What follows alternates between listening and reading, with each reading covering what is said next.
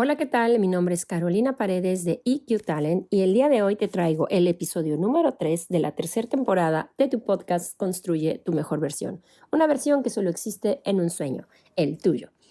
Y bueno, el día de hoy vamos a trabajar con el famoso tema de las aplicaciones, la tecnología, los placebos, los shots de impulso que nos dan ciertas cosas a nuestro alrededor y que obviamente generan una gran cantidad de información en nuestro cerebro que no justamente ayuda a reaccionar de la manera adecuada ante diversas situaciones.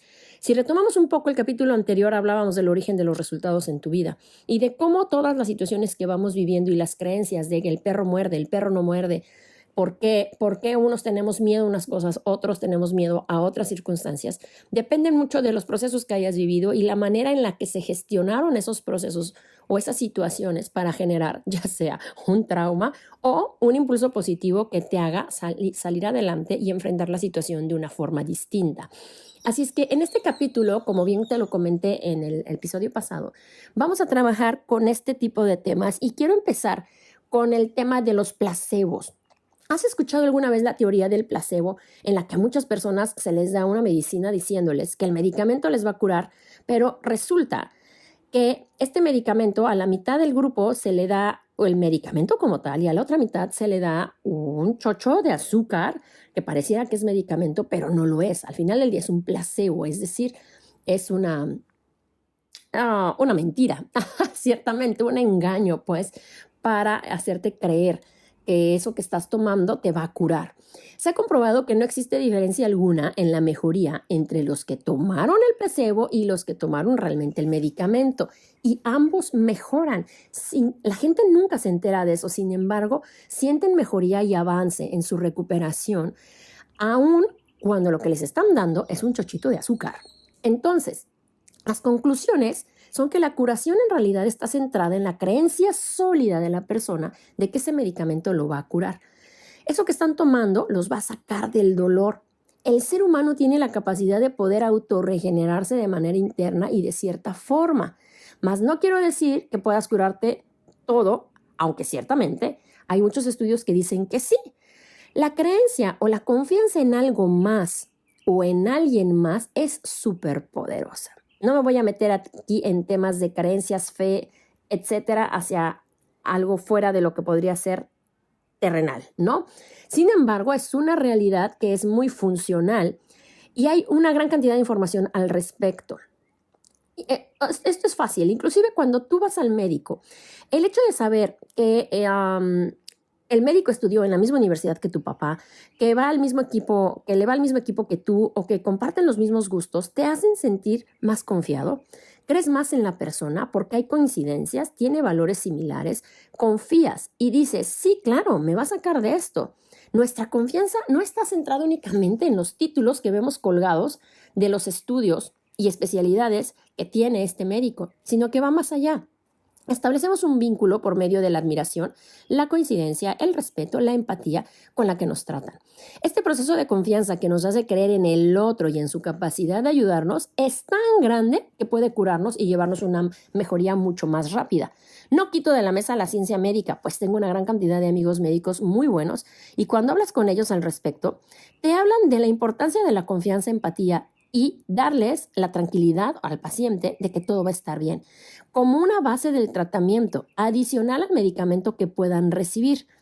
¿Te has puesto a pensar por qué es que hay personas que se curan con medicina alternativa y otras con medicina tradicional y otras con homeopatía, biomagnetismo, etcétera? Cada persona tiene fe en lo que puede curarlo o en lo que puede salvarlo, en lo que puede sanarlo, dependiendo de la circunstancia, dependiendo inclusive de las creencias y situaciones que haya vivido a lo largo de su historia, que eso lo vimos en el capítulo anterior. Por ejemplo, se ha sabido de personas que, por ejemplo, tienen cáncer y no lo saben y resulta que viven más tiempo y sin dolor, aun cuando ya están en una etapa muy avanzada. A diferencia de quienes lo saben, el hecho de saberlo modifica nuestras emociones, pensamientos y obviamente esto empieza a crear una historia, que es el famoso cucú, el cuento que te cuentas, que te va metiendo todo este proceso de qué es lo que va a hacer y qué va a suceder y empezamos a sentir dolor y sufrimiento. Dispara en nosotros una reacción química llena de adrenalina y cortisol dadas por el miedo a la incertidumbre que nos suprime el sistema inmunológico y chas, terminamos creyendo y cayendo en un túnel donde creemos fielmente que vamos a morir y que esto va a ser doloroso. Obvio, por creencias también que tenemos de este mismo proceso. Naturalmente, el hecho de saberlo te permite tomar decisiones oportunas y acciones, pero el manejo que le damos a esa información es vital. La inteligencia emocional aquí juega un papel muy importante. Pero hoy vamos a tomarnos más tiempo para adentrarnos en este tema de las reacciones que tenemos ante los estímulos.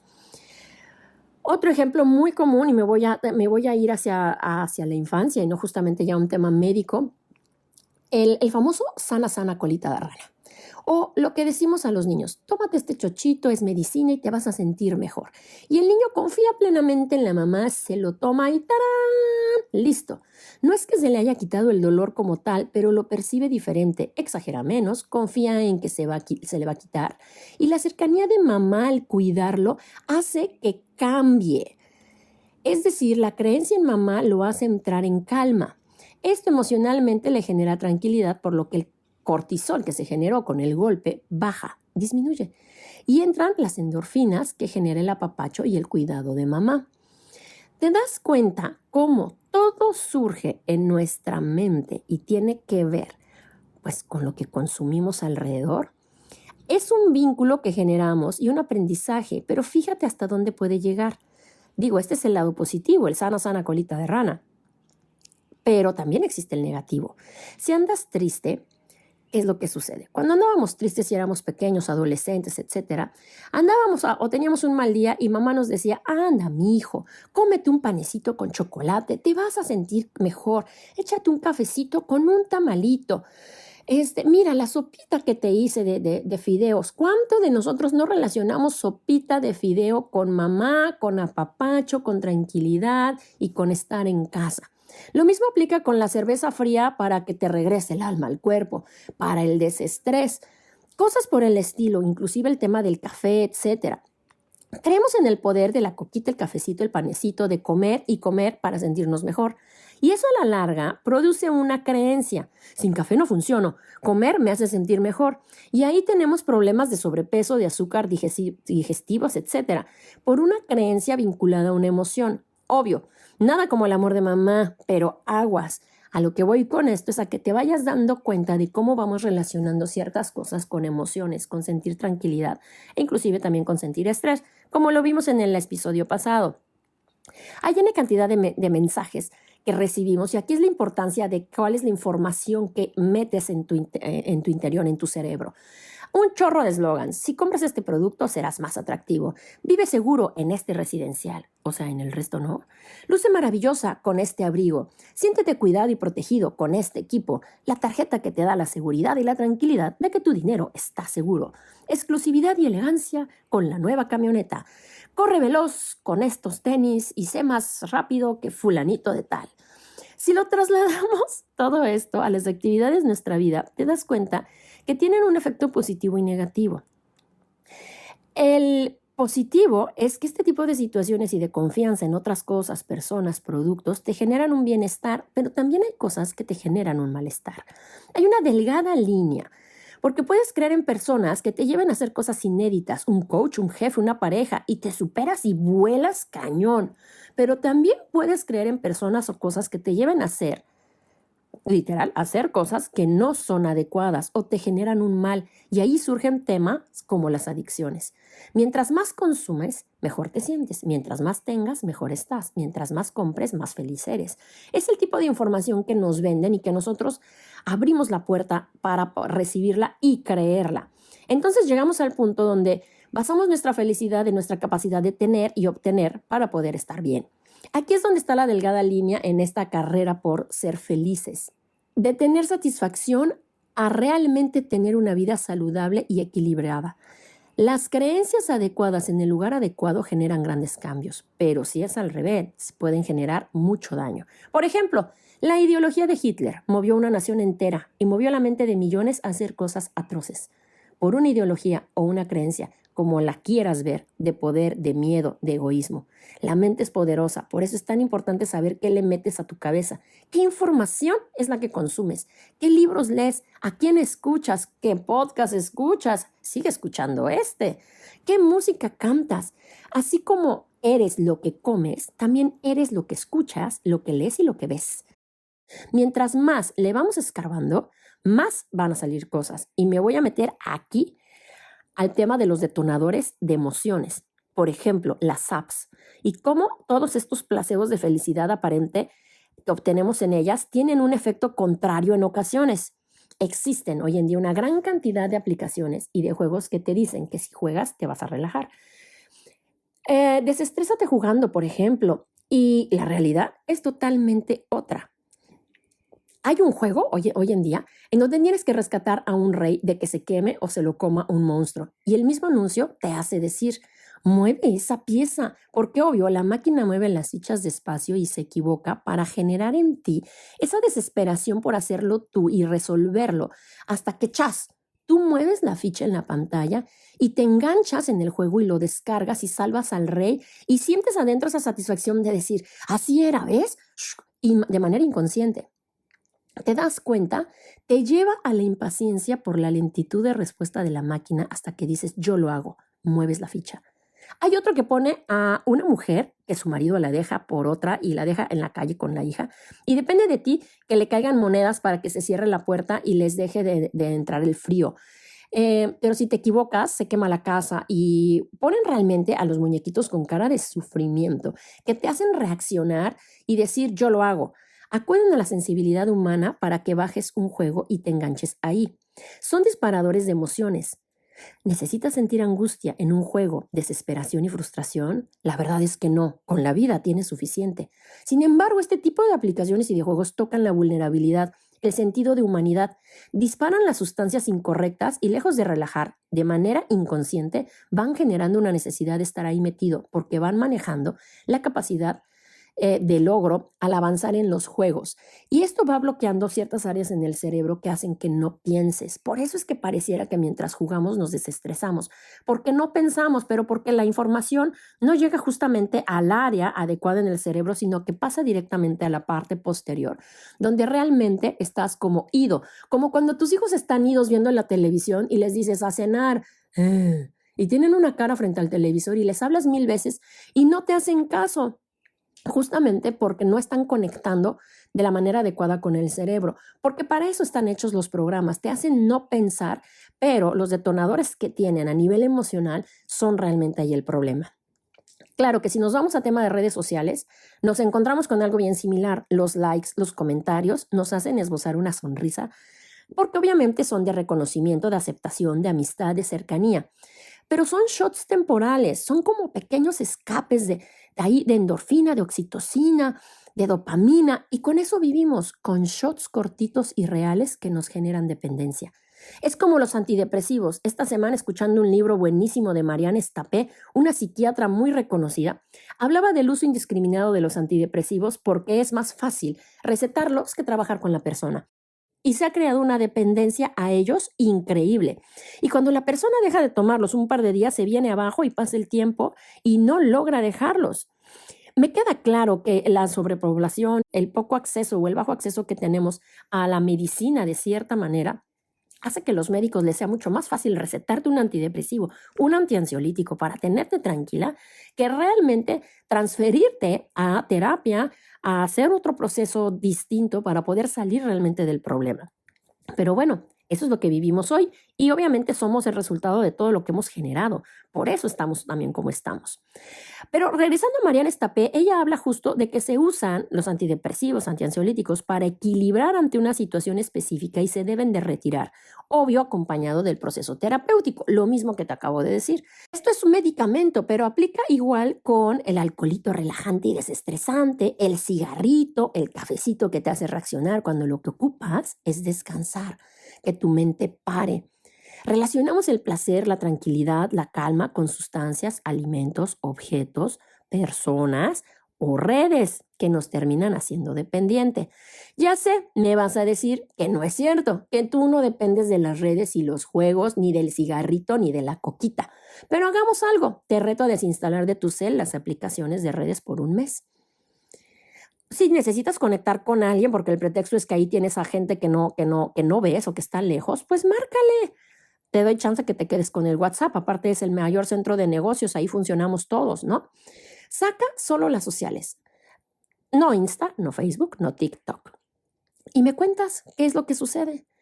Los primeros días es una necesidad brutal de saber qué pasa. Si hay likes, quién los publicó, qué hay. Es más, no sabes qué hacer en el baño o en la cama antes de dormir. En tu momento disque de relajarte porque no tienes las aplicaciones y ves el teléfono y dices, ¿y qué hago aquí? Te aburres. Obvio, hay quien descubre que vivir sin ellas le quitan dolores de cabeza, duermen mejor, hablan más con sus hijos, vuelven a tener acción en pareja, se sienten más descansados, rinden más en el trabajo. Y hay otros que definitivamente entran en ansiedad y estrés por no tenerlas y regresan en menos de 7 días porque no pueden vivir sin ellas, literal. Es decir, ya existe ahí un problema o un trastorno. De por sí ya está catalogada la enfermedad como una adicción a redes que genera una gran cantidad de cosas. Te voy a dar 3 que salen dentro de los estudios y las investigaciones que se han hecho. Hay una prevalencia a la dependencia. Hay muchos estudios que sugieren que un porcentaje significativo de usuarios de redes sociales se siente dependiente de ellas. Y una encuesta muy buena de la Pew Research Center en el 2021 encontró que el 38% de los adultos estadounidenses sienten que pasan demasiado tiempo en las redes sociales. Hay un gran impacto, esta es la segunda, en la salud mental. La relación que existe entre el uso intensivo de redes sociales y la salud mental es un tema de investigación hoy en día, y algunos estudios han sugerido que un uso excesivo puede estar asociado con problemas como la ansiedad, la depresión y la baja autoestima, lo que estábamos platicando un poco antes en el episodio. Y, obvio, problemas de sueño. La utilización de dispositivos móviles y el acceso constante a las redes sociales antes de dormir puede afectar el sueño. Un estudio de la National Sleep Foundation encontró que el 75% de los estadounidenses usa su teléfono justo antes de acostarse. Es decir, hay un tema ya que preocupa a nivel salud, a nivel social, relacionado con todos estos impulsos y con todos los impulsos eléctricos que manda este tipo de aplicaciones, las pantallas, las series, la televisión, etcétera, y que obviamente generan estos shots de tranquilidad y de paz, pero que en el fondo vienen cargados de un exceso y una estimulación de sustancias que tienen que ver con el estrés, la ansiedad, la depresión. Y todo este tipo de cosas, como ya te lo expliqué en episodios pasados, hacen que cuando uno tenga que tomar mejores decisiones, cuando uno tenga que hacer negociaciones, cuando uno se tiene que centrar, analizar, sacar conclusiones, dar resultados en el trabajo, no puede, porque el cerebro está intoxicado de sustancias y de shots temporales de cosas que no nos son funcionales y de cosas que nos hacen día a día ir perdiendo más nuestra habilidad de conectar con nosotros mismos, de conectar con los demás y de poder rendir. Por eso vivimos tan cansados y estresados. De poder vivir bien, de tener salud física, mental y emocional. Así es que bueno, ya te la sabes, el reto tiene que ver justamente con hacer esta pausa en ciertas aplicaciones y desintoxicarte y ver qué sucede. Este experimento lo he hecho con varios grupos de personas con las que trabajo en las empresas y los resultados han sido muy interesantes cuando me escriben y me dan la retroalimentación. Descubre uno muchas cosas y se da uno cuenta de que realmente lo que necesita es otro tipo de conexión. Es conectar con la gente que tiene alrededor pegadita, pero que no mira porque vive metida en un celular. Y bueno, hemos llegado al final de este episodio. Creo que se ha puesto muy interesante. Te invito a reflexionar en este proceso de los impulsos que recibes y que tú mismo generas y buscas para que empecemos a buscar otro tipo de impulsos, otro tipo de conexión. Nos vemos en el próximo episodio, que seguiremos trabajando con este tema de inteligencia emocional, cómo poder gestionar de mejor manera de nuestro interior hacia el exterior nuestras emociones y por supuesto las de los demás. Porque al final del día, el objetivo de todo esto es que tú puedes vivir en plenitud, en certeza, en equilibrio y por supuesto que puedas construir tu mejor versión. Una versión que solo existe en un sueño, el tuyo. Nos vemos en el próximo episodio.